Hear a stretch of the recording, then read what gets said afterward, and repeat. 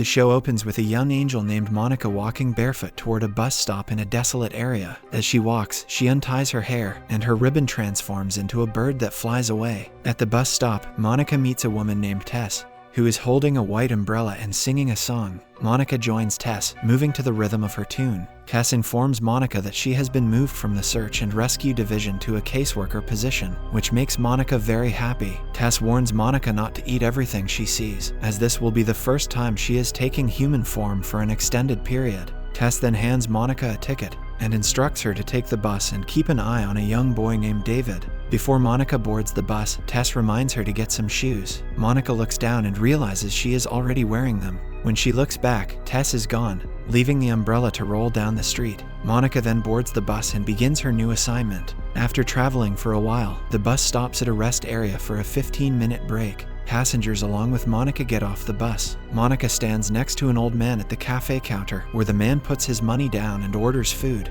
Monica takes a seat next to him, and he introduces himself as Jerry, who works in medical supplies. While they are talking, a little boy walks by and takes Jerry's money from the counter, along with some money from other tables and the counter space. Noticing this, Monica excuses herself and approaches the boy, who insists the money is his. At the same time, Jerry argues with the waitress about the money being left on the counter. The boy eventually returns the money, and everyone gets back on the bus. Back on the bus, Monica sits next to the little boy and they introduce themselves. The boy's name is David. When Monica asks about his parents, David tells her that his mother and his baby sister died in a car accident. His father, a detective, was assigned to the same case when discovered it was his own family. At night, Monica and David reach their destination and say goodbye. David walks alone through a dark area. A group of bullies approach him and try to steal his backpack, but cannot manage to lift it. They decide to use a knife to cut the bag open. Just then, Monica comes to David's aid. She takes the knife from one of the bullies and throws it into the air, where it vanishes. Terrified, the bullies run away. Monica decides to make sure David gets home safely, so she accompanies him to his house. When they arrive, David mentions that they had advertised for a nanny, but had not received any responses. Monica notices a picture of David with his baby sister and a drawing on the wall. David explains that his dad has put away all of his mother's real photos. He also tells Monica that his mother used to wear a star-shaped necklace, but David does not understand it and thinks it's just a girly thing. At that moment, David's dad, Maro, comes home. Monica introduces herself and explains that she is there for the nanny position. After discussing the job details and salary, Monica agrees to the terms and gets hired. The next morning, while Monica is busy with her duties as a nanny, she hears a siren and goes outside to investigate. There, she encounters her another angel friend, Adam, who is at the scene to help guide a neighbor to their afterlife. Monica asks Adam if he knows anything about the Maro family, or the deaths of David's mother and his baby sister. Adam reveals that only the 8-month-old baby girl was taken from her crib, suggesting that the mother is still alive. Realizing the situation, Monica finds David at the bus station and asks him for more details about what really happened to his mother. David explains that his mother fled to the desert after the death of his baby sister, Katie. Monica asks David to go home and assures him that she will find his mother. She then heads to the police station to ask Nick for some time off due to an emergency. While there, Monica overhears Nick talking about going to the Dead Dog Saloon to interview a witness. She seizes the opportunity to ask him about David's mother. He tells her that she is at a place called Hewitt and refuses to return home because she feels guilty about Katie's death. Concerned about David, Nick is initially reluctant to grant Monica leave. However, when Monica mentions Tess as her substitute, he agrees to her request. Monica travels to Hewitt by bus, where she meets up with Tess again. Tess chastises Monica for not following the directives of the universe's creator. They argue, with Monica insisting she is following her instincts and trying to find David's mother. Monica then asks Tess to take over her duties and care for David. While they are talking, two women, Ruth and Christine, at a nearby motel, watch Monica conversing with someone who is not visible to them. When Monica approaches the motel, the women think she might be running away from a man because she has no bag and is acting strangely. They offer her a cup of coffee, which Monica only smells. She explains that she was not allowed to stop and drink coffee before, so this is a special treat for her. Monica also asks for a room, saying she does not have much money. The women offer to help by letting Monica work off the bill, to which Monica replies that she is skilled at fixing things. Monica then notices a star-shaped necklace around Ruth's neck and feels a surge of happiness and relief. She thinks that Ruth is David's mother. Back at Nick's place, Tess is covering for Monica Monica. She and David are having a brief conversation when Nick interrupts to inform Tess that he has an interview at the Dead Dog Saloon and will be home late. Later, while Monica and Christine are doing chores, Monica notices a car behind her and asks about it. Christine explains that it belonged to someone who could not pay their motel bill and has left it behind. Now it does not even work. The three women decide to have some fun by playing pool. During their game, Monica mentions wanting to go dancing at a club. Christine suggests that Ruth should take Monica to the Dead Dog Saloon, where Monica plans Nick and Ruth's meetup. Ruth agrees to take Monica but needs to borrow Mac's truck. Mac refuses because he is planning to visit his mother that evening. Monica then excuses herself, repairs the car she saw earlier, and returns with it. With no other excuses, Ruth agrees to take Monica to the Dead Dog Saloon. When they arrive, Monica starts looking for Nick. She insists that Ruth approach someone at the bar. While Ruth is talking to a man, Nick spots him and goes to arrest him. Seeing Nick, Ruth throws a glass of beer in his face and runs away, leaving Monica behind in the bar. Ruth then returns to the motel, where Christine joins her and asks about Monica. While Ruth is gathering her things, she confides in Christine that she has been indirectly involved in a crime. She explains that she has been evading the police because of an accident from long ago that resulted in someone's death. Ruth admits that she had helped the person responsible for the accident escape from the scene. Ruth then gathers her belongings and leaves the motel. While she is on the road, trying to hitch a ride, Monica shows up and urges her to stop running. However, Ruth refuses to listen and drives away in a truck. Just then, Tess arrives and scolds Monica for her actions, reminding her to focus on her assigned tasks. Disappointed, Monica asks Tess to give her a moment to say goodbye to Christine. Inside, she realizes that Christine is David's mother when she notices the star-shaped locket around Christine's neck. Christine explains that Ruth had borrowed the locket because she liked it and returned it before leaving. Monica urges Christine to go back home, but Christine refuses, feeling guilty for not being able to save Katie. As Christine starts to drive away, Monica appears in the middle of the road and reveals that she is an angel. She assures Christine that Katie is still being cared for by another angel. Christine, crying, questions where the angels were when Katie died in her crib. Christine asks for some time to process things and drives off. Monica then prays, letting David's drawing flutter away, hoping to set things right.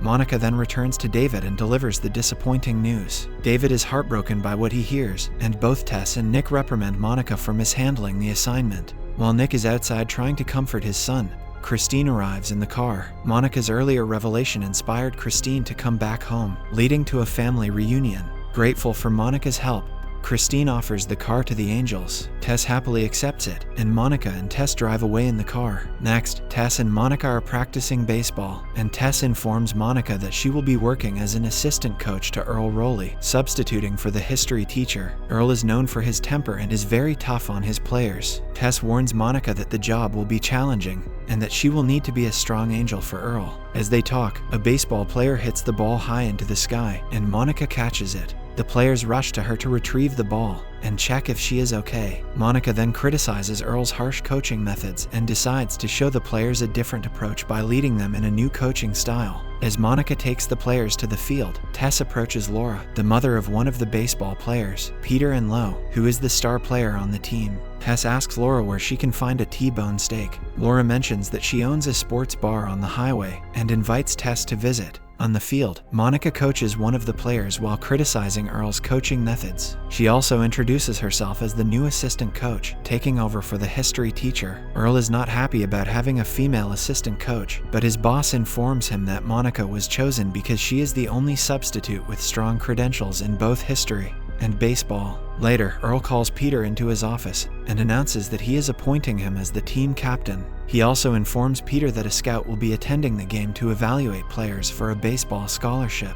Earl advises Peter to play as if his future depends on it. Peter agrees to the challenge and leaves the room. Meanwhile, Tess takes a job as a bartender at Laura's sports bar, accepting a lower wage without concern. During their conversation, it comes to light that Peter has lost his father. Laura, a single mother, worries whether she is guiding her son correctly. She fears she may be too easy but feels reassured knowing that Earl is providing him with the discipline he needs. Later that evening, Monica joins Tess at the bar. While they are talking, Earl makes an announcement about Peter becoming the team captain and asks everyone to raise their drinks in celebration. Monica notices that there are no drinks around and ends up raising a bottle of hot sauce instead. When Earl asks about her drink, Monica explains that it's the best she could manage on short notice, which leaves Earl deep in thought. After the announcement, Earl insists that everyone takes a sip of their drink. Monica, encouraged by the crowd, drinks from the bottle of hot sauce. Afterward, as she exits the bar, she takes a moment to congratulate Peter on his accomplishment. The next morning, as Monica joins the baseball team on the field, she hears Earl yelling at a player for missing a catch. When Monica arrives, she asks to borrow Earl's bat, but he refuses to let her use it.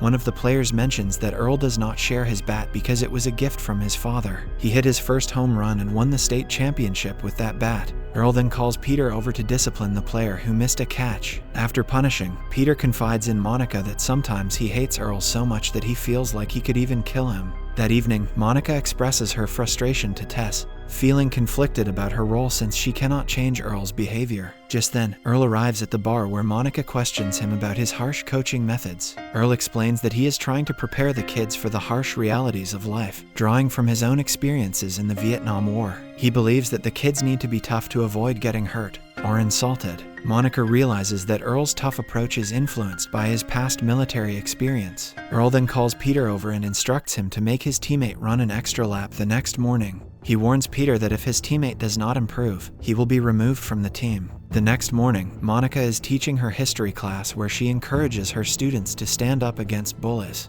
Later that day, as Earl is getting his players ready for the game, he discovers that Peter did not make his teammate run the extra lap as instructed. This causes Peter to confront Earl, leading to a physical altercation and Peter's suspension from the team. While walking away, Earl suddenly collapses on the field and is quickly taken to the hospital. At the hospital, Monica learns from Adam that Earl is dying from pancreatic cancer. She then visits Earl, who reveals to her that he was shot by a Vietnamese soldier during a moment when he let his guard down. He recalls that Monica was the one who saved him during the battle and realizes that she is an angel. He reflects on her words, "It's the best I could do on short notice," which made him think deeply. Monica gently reprimands him for not using his life to make a positive impact. She expresses disappointment that he did not fully seize the opportunities. He had to make a difference in his students' lives. Afterward, Monica approaches Tess to share her concerns about Earl. Tess responds by reassuring her that the Lord works in mysterious ways, indicating that Monica should trust the process and let things unfold naturally. Later that evening, Monica approaches Peter to convince him to return to the team. However, Laura informs her that Peter needs Earl's approval since Earl is the closest father figure in his life. Laura then visits Earl at the hospital to discuss this, followed by Monica. After their conversation, Adam arrives to guide Earl to the afterlife. Monica asks Adam for a second chance for Earl, and Adam agrees. During their big game, the team is trailing by 3 runs with 2 outs in the bottom of the 9th inning. Peter is close to striking out when Earl appears and gives him his wooden bat his father had given him. With this bat, Peter hits a home run, winning the game and securing the scholarship. Afterward, Adam arrives to take Earl. Earl then asks Monica to hold his hand as they walk into the light together. In the next scene, Tess briefs Monica about her new assignment, introducing her to Elizabeth Jessup, a prominent journalist struggling with a drinking problem. Tess explains that Elizabeth's alcohol use has caused significant issues in her life. As Monica observes Elizabeth arriving at a restaurant, she accidentally damages the birthday cake intended for her granddaughter, Beth. Elizabeth's daughter, Sydney, appears visibly exhausted from constantly managing Elizabeth's behavior. The next day, Monica begins her assignment by introducing herself to Elizabeth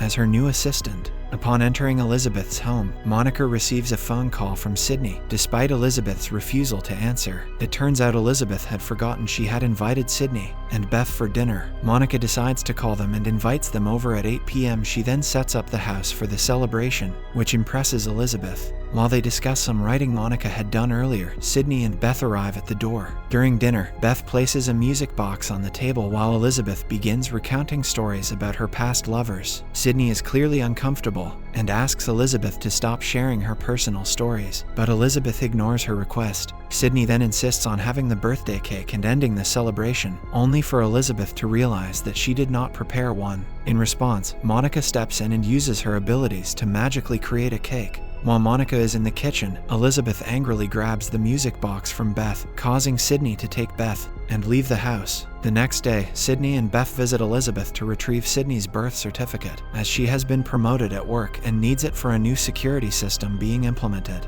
While searching for the certificate, Sydney finds an invitation to the mayor's centennial kickoff event, which Elizabeth had no intention of attending. With the help of Sydney and Monica, Elizabeth decides to go to the event. However, during her speech at the kickoff, Elizabeth causes a commotion, leading Sydney to pull her off the stage. Afterwards, Sydney breaks down in front of Monica, admitting that she feels overwhelmed and unable to manage things on her own. Hearing this, Monica offers her support and assistance to help make things right between Sydney and her mother. The next day, Sydney brings Anita, a counselor from the New Hope Center, to visit Elizabeth. Sydney is concerned about Elizabeth's drinking habits and hopes that Anita can help address the issue. Anita explains to Elizabeth how her drinking has strained her relationships with her daughter and granddaughter. She emphasizes that Elizabeth's family is eager to help her enter rehab before it's too late. However, this approach backfires. Elizabeth becomes furious and demands that everyone leave her house, refusing to listen to any further discussions about her drinking.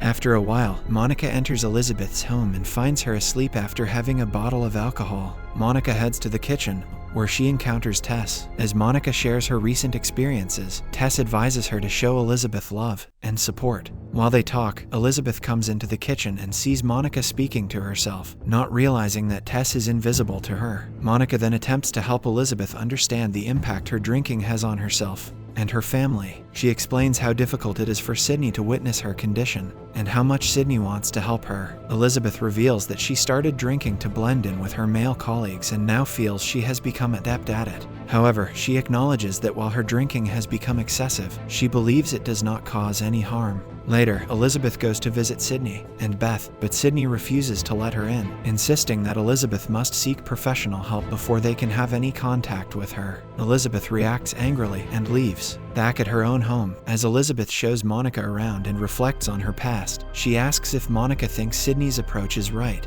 Monica agrees, which prompts Elizabeth to decide to visit the center Sydney recommended. When Elizabeth arrives at the center, she loses her temper upon seeing Anita. She threatens Anita with a lawsuit for harassment and assault if she ever comes near her again. Elizabeth then demands that Monica accompany her as she is leaving, but Monica chooses to stay behind, leading Elizabeth to fire her. Shortly after, Beth sneaks out of school to visit Elizabeth. Elizabeth is delighted to see her granddaughter and lets her have her favorite music box. She then leaves Beth in her room to watch the news while she falls asleep on the couch, carelessly holding a lit cigarette. The cigarette eventually ignites a fire in the house. Elizabeth, in a state of unconsciousness, rescues herself but forgets about her granddaughter's presence in the house. Monica arrives just in time to rescue Beth from the fire. Elizabeth is unaware of Beth's harm until Sydney confronts her at the hospital, accusing her of almost causing Beth's death by leaving her alone in the burning house. Following this, Elizabeth visits her burned house and encounters Monica. Monica reveals that she is an angel, and Elizabeth realizes that Monica was the one who saved Beth. This revelation hits Elizabeth hard,